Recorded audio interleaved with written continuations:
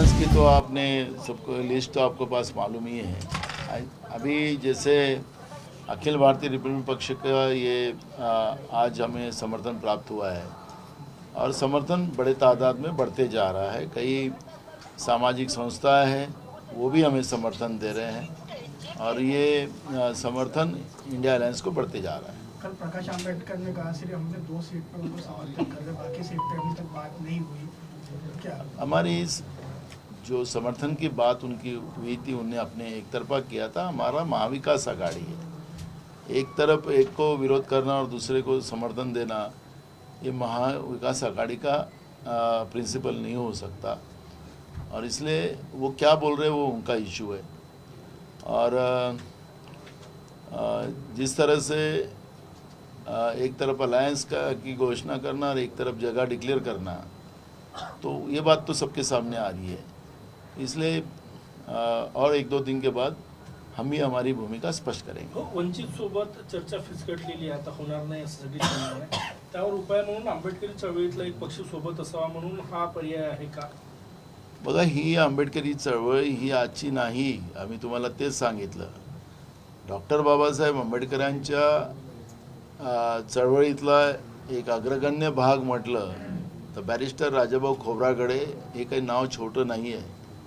आजही आंबेडकरी विचारासाठी ते आपलं जीवपणाला लावणारी ही सगळी विचाराची लोक आहेत।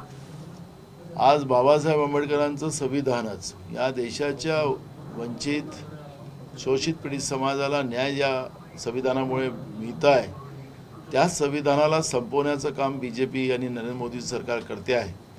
त्यामुळे आम्ही कोणाचा पर्याय नाही काढत आहे। ही वास्तविकता आज प्रवीण उर्फ बाळासाहेब खोब्रागडे साहेबांनी इथं मांडलेली आहे की आम्ही आज इंडिया अलायन्सला जो पाठिंबा देतो आहे तो आम्ही संविधान आणि लोकशाही वाचवण्यासाठी देतो आहे आणि हे सगळ्यांना आता कळायला लागलेलं आहे। ज्यांना मतविभाजन करायचं असेल, कोणाच्या इशाऱ्यावर नाचायचं असेल तो त्यांचा प्रश्न आहे, पण आम्ही प्रामाणिकपणे आंबेडकरी चळवळीचे पाईक आहोत आणि म्हणून आम्ही आज इंडिया अलायन्सला मदत करायसाठी इंडिया अलायन्सच्या मागे उभं आहोत असं त्यांनी आपलं स्पष्टीकरण दिलेलं आहे। एक विषय, शिवतारेंना माझा नेता पलटूराम निघाला असं शिवतारेला एक पत्र लिहिलेलं आहे त्याच्या कार्यकर्त्यांनी।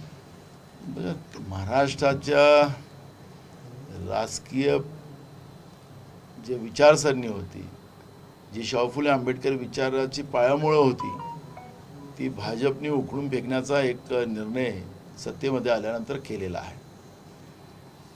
विचाराची राजकारणाची व्यवस्थाच या महाराष्ट्रातून संपवली गेलेली आहे। आज या पार्टीत आहे, काल उद्या त्या पार्टीत आहे।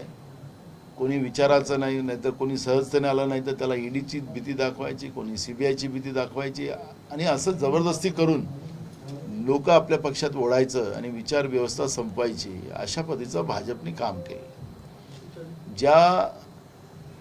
ज्याला आदर्श घोटाळ्याचा आरोप देशाचे प्रधानमंत्री प्रधानमंत्र्यांनी लोकसभेमध्ये केला, दुसऱ्या दिवशी त्यांना पक्षामध्ये घेतला आणि राज्यसभेमध्ये पाठवलं। ज्यांच्यावर 70,000 कोटीचा आरोप केला त्यांना 8 दिवसानंतर मंत्रिमंडळात आपल्या मांडीला मांडी लावून बसून घेतलं। शिवसेनेनं नाही काहीतरी त्या पद्धतीचं दबावतंत्र वापरला गेलं असेल आणि त्यांचा आवाज बंद केला गेला असेल तर स्वाभाविक आहे की जे कार्यकर्ते त्यांच्या मागे उभे होते त्यांचं मन दुखणं स्वाभाविक आहे आणि म्हणून त्या पद्धतीचं पत्र त्यांनी दिलं असेल। Thank you. जिस तरह से कांग्रेस के बैंक खाते सील होते जा रहे हैं, तो कैंडिडेट किस तरह से पैसा जो करे चुनाव लड़ेगा? देखो, आज़ादी की लड़ाई भी कांग्रेस ने लोगों से एक एक पैसा जमा करके लड़ी थी और प्रामाणिकता से देश को आज़ादी मिला के दी थी। ये दूसरी आज़ादी की लड़ाई है जो हमारा संविधान खतरे में आया है और लोकशाही खतरे में आई है, लोकतंत्र खतरे में आया है। तो आपने लोकतंत्र खतरे में आया, इसका मतलब यही है कि जैसे अपोजिशन का बैंक खाते ही बंद कर डालो, अपोजिशन के पास पैसे नहीं रहना चाहिए, जैसे अंग्रेज करते थे वो सेम टैक्टिस बीजेपी ने, नरेंद्र मोदी की सरकार ने किया है। जो इनकम टैक्स का आधार बता के ये लोग कर रहे, तो बीजेपी ने भी इनकम टैक्स नहीं भरा है। उनके भी खाते जमा होना चाहिए, उनके भी खाते फ्रीज होना चाहिए। लेकिन अपोजिशन को आर्थिक कमजोर कर कर लोकतांत्रिक व्यवस्था को खत्म करने का जो बीड़ा बीजेपी ने उठाया है, तो लेकिन हम लोगों की अदालत को मानने वाले लोग हैं, हम लोकतांत्रिक व्यवस्था को मानने वाले लोग हैं। हम लोगों के बीच में जाएंगे और लोगों को कहेंगे कि ये इस तरह से पाप इन लोगों ने किया है, हम संविधान बचाने के लिए निकल रहे हैं और देश बचाने के लिए निकल रहे हैं। और ऐसे समय में भी हमारे उम्मीदवार को आप 1 रुपया, 10 रुपया, 5 रुपया जो भी आपके इससे हो दो और वोट भी दो और लोकतांत्रिक व्यवस्था के लिए बचाने के लिए आप आगे आए, यह आह्वान हम लोगों ने किया है। नागपुर में कोई बड़ा नेता की सभा होगी? होगा ना, अभी चुनाव प्रक्रिया तो आज से चालू हुआ है। अभी जैसे जैसे आएंगे वैसे वैसे आगे आगे में चुनाव प्रक्रिया बहुत सारी प्रचार व्यवस्था बढ़ती जाएगी। और गैस के 30 रुपए दाम कम हुई है, क्या कहें? चुनाव के सामने तो ये होना ही वाला था, ये तो सबको ही पता था। लेकिन चुनाव होने के बाद आज 1200 रुपये का सिलेंडर अगर गलती से आने वाली तो नहीं है नरेंद्र मोदी की सरकार, अगर गलती से आ गई तो 2500 रुपया रेट हो जाएगा, ये लोगों को भी पता है। लेकिन आज से बिजली के रेट बढ़ गए, आज से दवाओं के रेट बढ़ गए, और आज लोगों को अगर बीमार है तो उसको इलाज करना है तो दवा खरीदने के लिए भी पैसे नहीं है। गर्मी के दिनों में बिजली जलाने के नहीं जलाना, क्योंकि बिजली के रेट इतने बढ़ा दिए, आसमान छू रहे।